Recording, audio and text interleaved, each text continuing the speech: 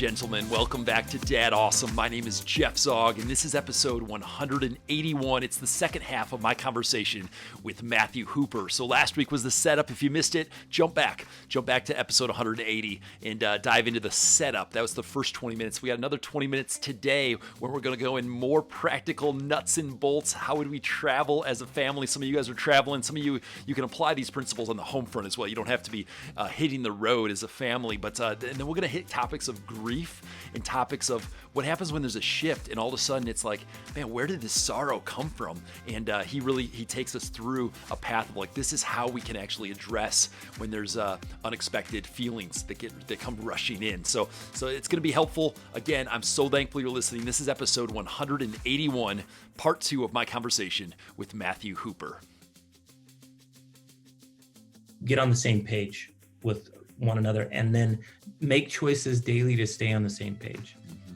That means you have a daily connection. Like for Sheila and I would be walking together. So I would just say, do that. To me is like number one. And were you on the same page when it came to how much time you were gonna, with your job, with coaching, counseling, the work that you do, were you on the same page from the get-go on the amount of hours that you would need to work? Yeah, we were on the same page. What I was shooting for weekly, which was like 20 to 24 hours a week, which means, my office was the SUV, or if they were out doing something, it was the trailer, or I'm trying to find, places to meet if I can. It was challenging, but yeah, so I was kind of the worker and kind of doing that, helping basically fund our trip, where Sheila was like managing the home, the trailer, and the kids, because they were all doing home-based education while we were on the trip. And so we had our roles, and it was just kind of like supporting one another and doing that. Sure. Well. Sure. And cool. And then with your tips. Yeah. And then I would just say things like, it ended up that my wife, she actually ended up not driving the vehicle and trailer, though she could have done that. She would just felt more comfortable. And I was like, I'm not going to push that. When you're ready, you'll do that. So it wasn't on this trip, but I think in a future trip for sure. But just figuring out your roles, and are you like okay with it, and doing that on a practical level. So I was the driver. She was like, okay, where are we going next? The kind of the navigator. And then practical things like stick to your routines. Like, what's your routine when you're setting up, taking down, and like things like we didn't leave anywhere unless both Sheila and I did the walk around of the trailer. Yeah.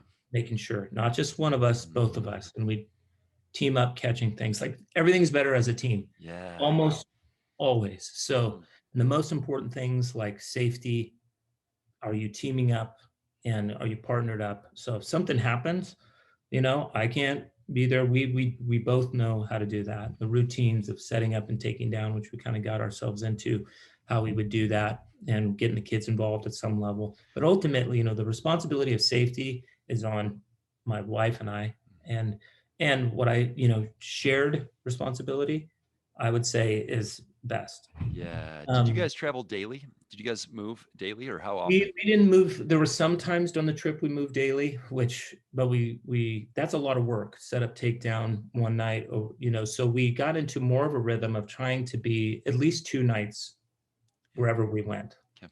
Because then you have a full day where you're not moving and setting up, taking down, because it just, takes time to do that.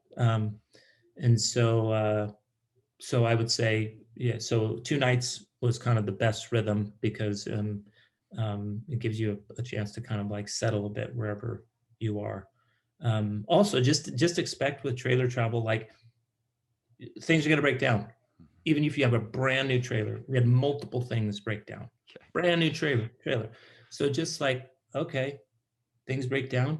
What do we need to do? Our car, brand new car, crazy, broke down. It had delayed us at 2 places for almost a week. Fortunately, it was in Vermont and Maine. Not bad. In the fall. Yeah. So thank you for the breakdown. Right. But I think Sheila has her own particular kind of things that she's interested in for safety and kind of like what she wanted, and I had my things, and just to keep honoring one another, like, are we talking, and like to make sure that kind of we're working together to make the whole package of the trailer kind of and vehicle be what we wanted it to be. Hmm. Um, I would say, I don't know, practical. Don't leave your keys on the gas No. tanks between the trailer and the car because you might drive away with those keys on there. And that's a Oops. longer story, but we Oops. ended up getting the keys back. But it's kind of an amazing story. But that was actually the worst day of the trip. Uh, Leaving the keys, they fall off. Anyways, but I think staying with your like develop patterns of doing things, consistent patterns, daily, day out, checking, setting up, taking down, where the kids are sleeping. When life is unstable, meaning you're moving, the reality is we all need consistency and structure, even when we're traveling all over everywhere. yeah, yeah, you know so where can you have consistency, where can you have structure, eating together, like we'd always eat the dinner meal together, always, no one's on video, yeah. tech is away, we're always doing the dinner meal together, so we have this consistency of kind of sitting down together and connecting. Yep. I'm not working during that time, so developing, I would say, having very consistent patterns with safety in mind, with consistency and structure in mind for your family, because there's going to be plenty of like unstructured reality. Well, that's a So, good tip for even those of us who aren't hitting the road and traveling. Like the emphasis on structure, routine, and how it helps a family thrive. Like that's an area I know I want to turn the intentionality dial in that area, just here, right here in Minnesota when right, I'm living here. So, the right. we're going to go in two other directions. But before we do, so we're gonna talk about sadness and holistic growth. I want to hit on each of those topics a little bit. But the same question I just asked about travel, of just like, hey, tips, dad hacks, ideas to help someone who's going to hit the road to travel. How about just dad life in general, fatherhood journey? You're speak right to me, a younger dad. My oldest is 2 years younger than your youngest. What's top of mind if you were just going to hand me some principles or ideas or areas to again turn a dial of intentionality? What are some of the top of mind things you'd say I'd pass this along for dad wisdom? Yeah. Okay. So here's the first thing I would say: no one can be a dad like you. No one. You're the dad in your family. So own it. You don't have to be Jeff. You don't have to be me. You don't have to go on a trailer trip. Own your role as dad. Just own it. No one can be dad like you. And then I would say, so once you've owned it, like, Yeah. okay, this is mine. I'm going to take this. Mm-hmm. What do you want to do as a dad? What do you want to do with your kids? What's on, I mean, and so I would say, figure out what do you want? How do you want it to be? Our kids weren't thinking about, hey, let's go on a 4 month trailer trip. It was me and Sheila On a walk. planning that Yeah. for them. Yeah. We wanted to do that. Mm-hmm. And so figure out what you want to do as a dad, one or two things, and lean into that. And you don't need to be all about just what your kids want, because they want some good things, and then some things they want aren't was good, or they're just not going to want other good things because they're not thinking about it. They're just thinking of what they have. So you're the dad, own who you are. What do you want to do? Choose a couple things. Maybe it's getting a trailer and doing that. Maybe it's not. Maybe it's just Saturday mornings. I want to go and get pancakes at the Waffle House every Saturday morning, and let's Yeah. go until they don't want to go and find something else to do. It's like, I want pancakes. Come on, guys, let's go. You know, um, and then the last thing I would say, so what do you want to do? Own your role. What do you want to do? The last thing I would say is listen to your kids. Mm. What do they want to do? And find ways to go do that. I don't necessarily love Disneyland, I'm sorry, Yeah. or Disney World, but my kids want to do that. So own it up, save and do what you need to do to get there, and don't be a stick in the mud when you're there. Mm. Like, that's what they love. That's what they want to do. So, embrace the joy of being about them and what they want. Yeah.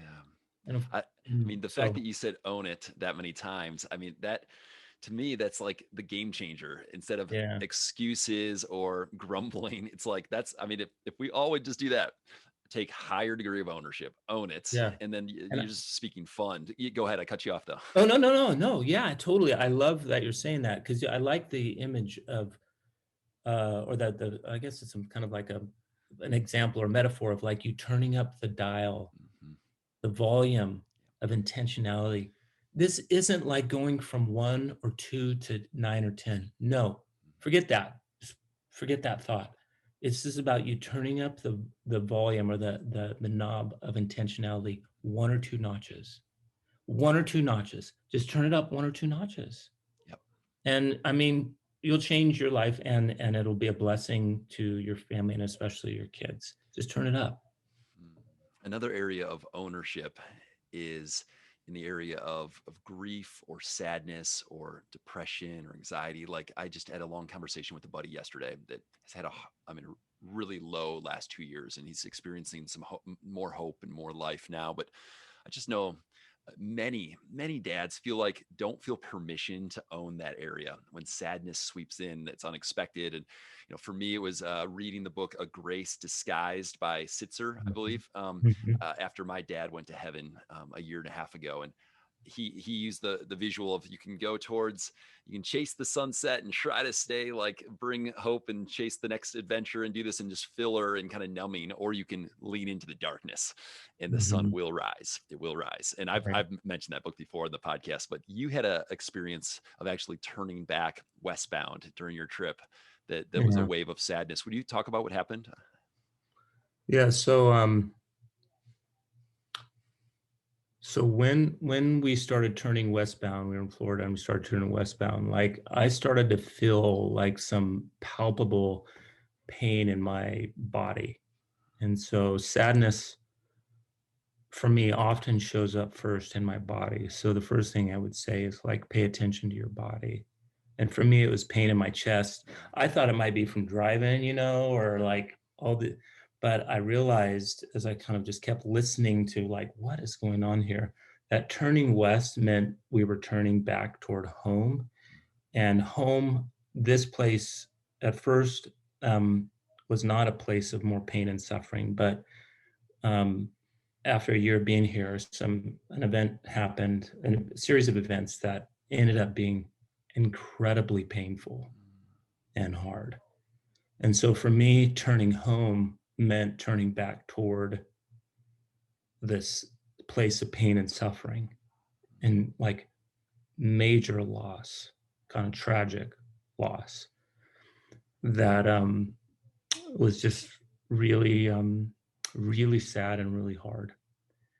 And so, and it was showing up in my body as I started paying attention. Okay, I wonder if this is what's going on. And I just started talking about it. So Mm. that would be the second thing, paying attention to you. The second thing would be to bring what you're feeling, even in your body, to someone else, your spouse or another buddy, a comrade or whatever, a friend, and you're like, hey, here's what's going on. I wonder what this could be. Just be curious. What could this be? Um, and for me, it was turning back home and driving kind of into the darkness, if you will. Mhm. So from Florida to California, it was a long stretch, almost a month of me kind of processing what it means to return home to a place that's has suffering and tragedy connected to it. Yeah. And once I started acknowledging it, so I kind of faced it first. Okay, here's what's going on. I started acknowledging it, and then invited people into it. I started to kind of accept it, embrace it. Mhm. Then through that process, I was able to kind of, in a sense, work through it or metabolize. Mhm. Okay, this is what it is, and then kind of give it a break. Yeah. So sadness or lament or mourning is meant to be for a time. And so I kind of have, when my coaching work with people, I talk about these movements of facing your sadness, embracing it, meaning getting your arms around it, hugging it, or having someone else hug you in it, which is different than just facing it, because I can keep it way over there. If I can look at my sadness way over there, but not feel it. I need to feel it and I need to experience it. But the third kind of movement is to pace. So you chill out, you stop talking about it, you get up and you go for a walk, or you go get ice cream with your kids, and you don't just stay in that.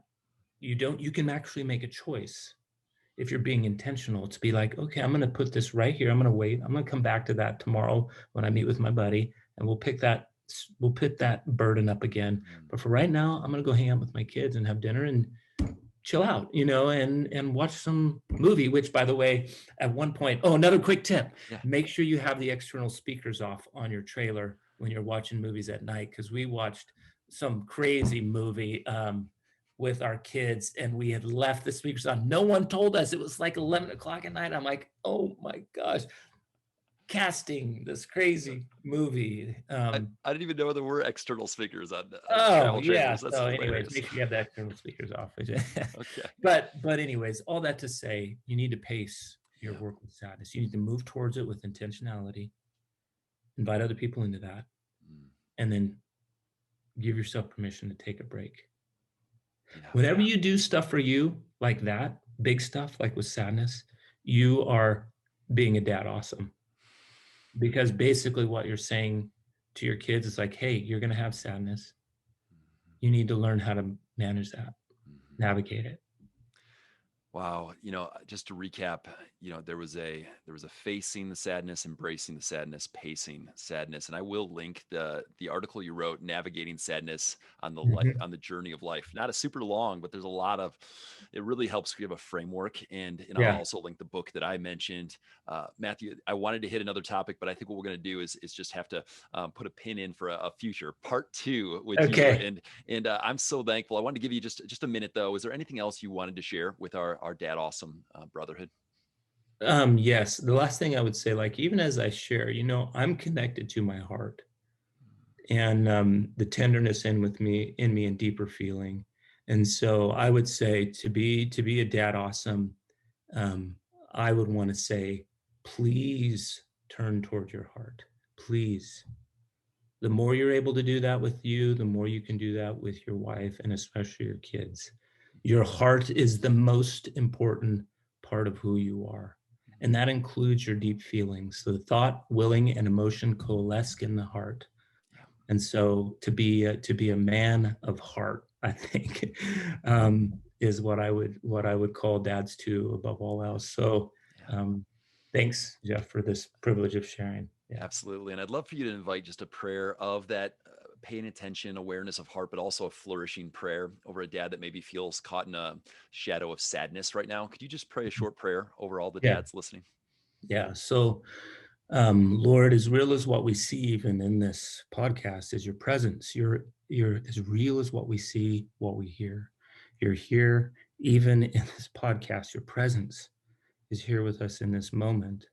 And I just pray for the dads listening that you would give them the faith and the strength and the power through your Spirit to turn the notch up, just one click in owning who they are as dads, and towards them flourishing. Help them, Lord. Give them the next step, one step further to do that.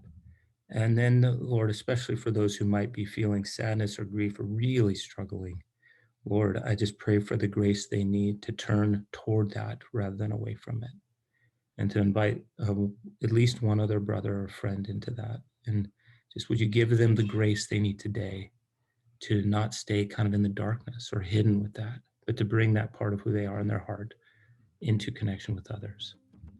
And I pray, just would you bless these dads in that today. In Jesus' name, amen. thank you so much for joining us for episode 181, this second part of my conversation with Matthew Hooper. All the conversation notes are at dadawesome.org/181. So you can get all those notes there. Guys, it matters that you're listening. It matters that you're choosing to grow as a dad. We created something called the Dad Awesome Nudge. That's a text message that's going to just reach out to you at different points with intentional dad wisdom, ideas, tips. Sometimes it's recommended resources. So all you have to do to be in the loop on the Dad Awesome Nudge is text 651-370-8618. Just text the word dad to that number. It'll be right in the show notes below as well. So if you missed it, here it is one more time fast. 651-370-8618. Just text the word dad to that number. Let's go have some fun with our kids. It's the middle of July now. Praying for you, and thanks for being a dad who's choosing to add life to the dad life.